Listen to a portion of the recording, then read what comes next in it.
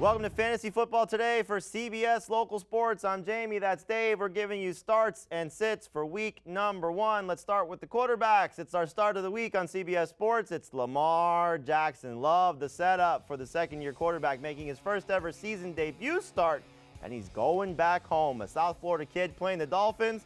Is that even an NFL team? We're going to find out. That defense should be atrocious, and Lamar Jackson's breakout campaign starts now.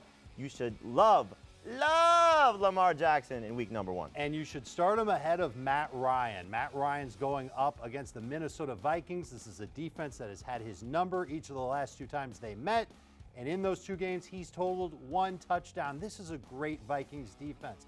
Big-time pass rush, great secondary. They match up very, very well with the Falcons. And Atlanta's starting 2 rookies on the offensive line. They're going to be under some serious pressure. So too will Matt Ryan.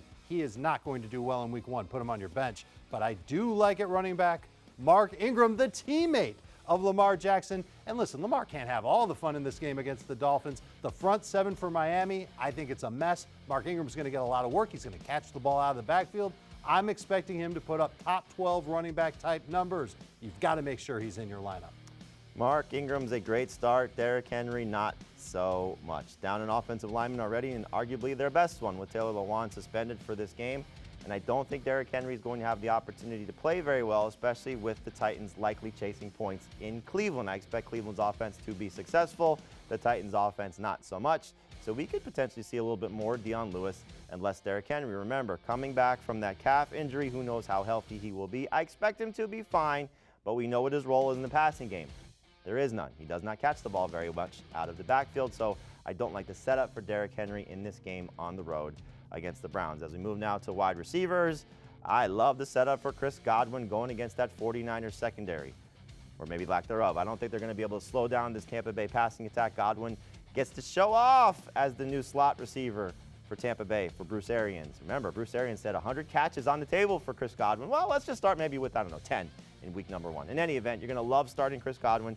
He should be very good, and somebody you might want to start over this guy. You're not going to get 10 catches. You might not even get 5 catches out of Alshon Jeffery of the Philadelphia Eagles. I know what you're thinking. Wait a minute. Philadelphia's taking on Washington. This team's supposed to stink.